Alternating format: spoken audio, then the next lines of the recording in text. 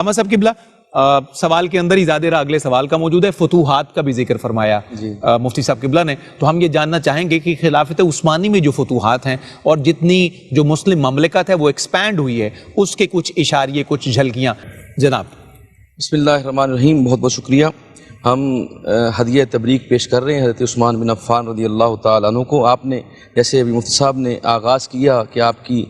خلافت اور آپ کی نومینیشن کیسی ہوئی، اور اس کے اندر ایک میں اضافہ کرنا چاہتا ہوں کہ حضرت عبد الرحمن بن عوف نے جو مشاورت کی، کیونکہ مختصر تھا، مشاورت میں انہوں نے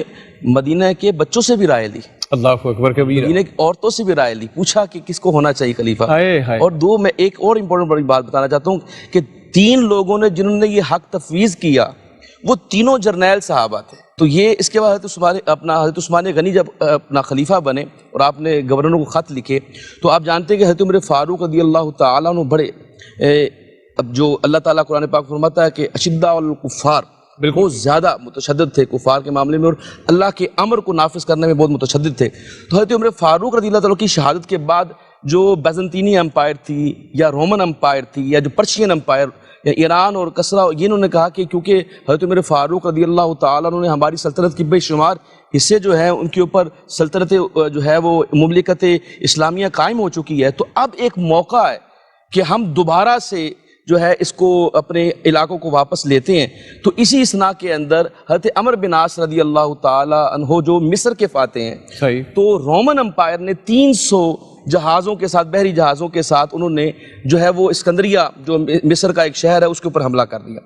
اس طرح یہاں پہ بھی ایک سورج اٹھ گئی، اسی طرح خراسان وغیرہ اور سیستان وغیرہ کے اندر یعنی جو پرشین امپائر تھی یہاں پہ بھی جو ہے وہ بغاوت اٹھی۔ تو حضرت عمر بن عاص رضی اللہ تعالی عنہ کو آپ نے کیونکہ گورنری سے ہٹا دیا تھا اور وہاں پہ حضرت عبداللہ بن سعد کو گورنر نامزد کر دیا تھا، تو اسکندریہ جب وہ جو ہے رومن امپائر نے جو ہے دوبارہ سے جو ہے وہ کیپچر کر لیا،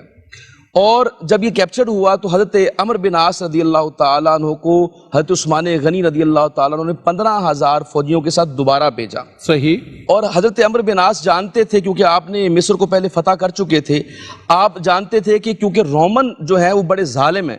تو یہاں کی عوام کو آٹومیٹکلی پتہ لگ جائے گا کہ جب ان کو کچھ عرصہ گزرے گا کہ کتنے ظالم ہیں، اور یہ عوام خود ہمیں بلائے گی کہ ہم اس جگہ کو دوبارہ سے جو ہے وہ فتح کر لیں۔ وہی ہوا، چند ہی دن گزرے تھے کہ انہوں نے وہاں سے دوبارہ پیغامات بھیجے کہ اس جگہ کے اوپر ہمیں روم کی جو سلطنت ہے اس سے ذرا ہمیں نجات دلائی جائے۔ تو حضرت عمر بن عاص رضی اللہ تعالیٰ عنہ نے دوبارہ مصر کو فتح فرما دیا، اور ایسا فتح فرمایا کہ آج تک جو ہے وہ مسلمانوں کے وہ انڈر ہے مصر جو ہے۔ اس کے بعد جو خراسان کا علاقہ ہے یہ فتح ہوا دوبارہ سے، یعنی جو سورج اٹھی تھی اس کو کچل دیا گیا، سیستان کا علاقہ، یہ سارے علاقے جو ہے دوبارہ جو ہے وہ فتح ہو گئے، اور اتنا یہ پھیلا، یعنی یہاں آپ دیکھیں شمالی افریقہ جو ہے،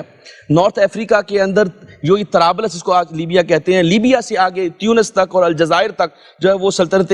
مملکت اسلامیہ پھیل گئی۔ ادھر جو ہے آرمینیا اور یہ سارے اناطولیہ وغیرہ کے علاقے بھی حضرت عثمان غنی کے دور میں فتح ہوئے، اور بعد ازاں آپ یہ دیکھ لیجئے کہ یہ اتنا پھیلا کہ اس کی حدود جو ہے وہ چائنا کو لگ رہی تھی، یعنی مشرق کی سائیڈ سے چائنا کو لگ رہی تھی اور مغربی سائیڈ سے جو ہے وہ یہ لگ رہی تھی رومن امپائر کو کی جو ہے، اور حضرت عثمان غنی کے دور میں ہی جو ہے وہ اسپین کے اوپر جو ہے ایک حملہ کیا گیا تھا اور اس کو جو نقصان پہنچایا گیا۔ تو اس طرح حضرت عثمان غنی نے وہ جو 22 لاکھ مربع میل کے اوپر جو سلطنت تھی وہ 36 لاکھ مربع میل تک حضرت عثمان غنی نے پھیلا دی۔ بہت خوبصورت، بہت شاندار احاطہ آپ نے فرمایا۔